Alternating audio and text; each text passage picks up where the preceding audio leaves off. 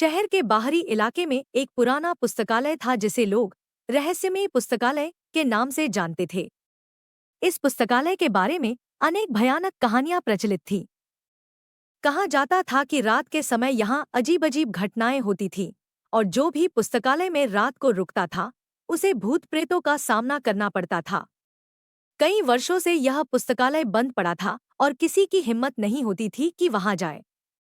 एक दिन चार दोस्तों राघव, सोनिया, विक्रम और अंशिका ने इस पुस्तकालय के रहस्य को जानने का निर्णय लिया। वे सभी साहसिक प्रवृत्ति के थे और उन्हें रहस्यमय जगहों की खोज का शौक था। उन्होंने योजना बनाई कि वे रात को इस पुस्तकालय में जाएंगे और वहां होने वाली हर घटना की जांच करेंगे।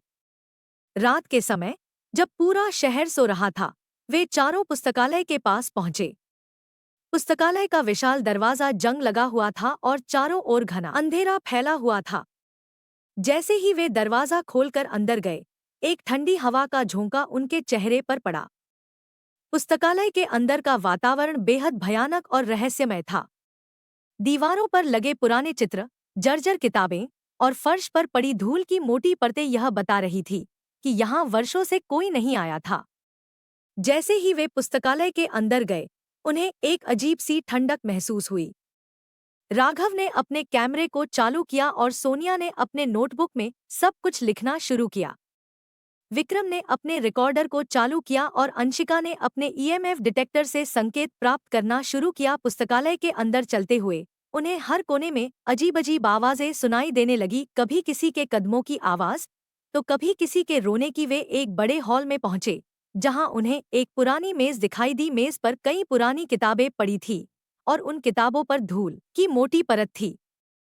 एक किताब पर राघव की नजर पड़ी जो अन्य किताबों से अलग लग रही थी। उसने किताब उठाई और देखा कि यह एक जादुई किताब थी। किताब के अंदर कई अजीब चित्र और मंत्र लिखे हुए थे। सोनिया ने कहा, शायद यह किताब हमें इस पुस्तकालय के रहस्य को सुलझाने में मदद कर सकती है। राघव ने किताब को ध्यान से पढ़ना शुरू किया।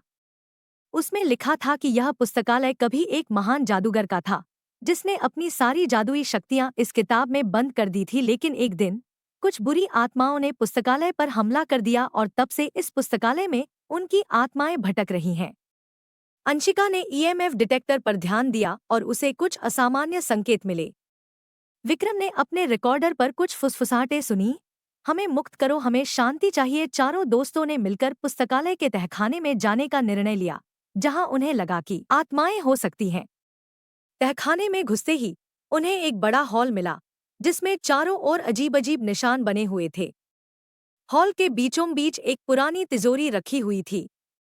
राघव ने तिजोरी को खोलने की कोशिश की और उसमें से एक प्राचीन पुस्तक मिली।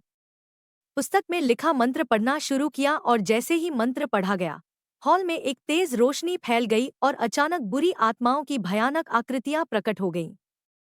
वे आत्माएं गुस्से में चिल्लाने लगीं, तुम लोगों ने हमारी शांति भंग कर दी, अब तुम सब हमारे गुस्से का शिकार बनोगे। अंशिका ने साहस जुटाकर कहा, हम तुम्हें शांति दिलाने आए हैं, हमें बताओ कि हम तुम्हारी कैसे मदद कर सकते हैं। आत्माओं ने कहा, हमारी मुक्ति तभी होगी जब तुम इस पुस्तकालय को फिर से पवित्र करोगे और हमारे लिए शांति का अनुष्ठान करोगे। चारों दोस्तों ने मिलकर पुस्तकालय को साफ किया और वहां फिर से पूजा अर्चना शुरू की।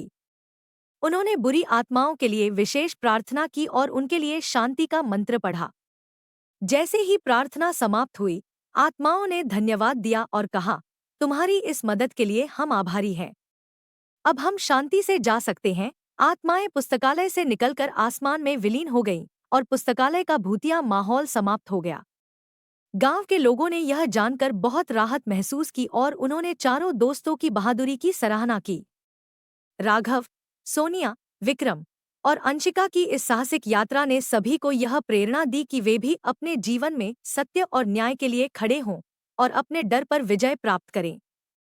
रहस्यमयी पुस्तकालय की कहानी अब न केवल एक भूतिया घटना के रूप में बल्कि साहस, दोस्ती और सच्चाई की विजय के प्रतीक के रूप में जानी जाती है।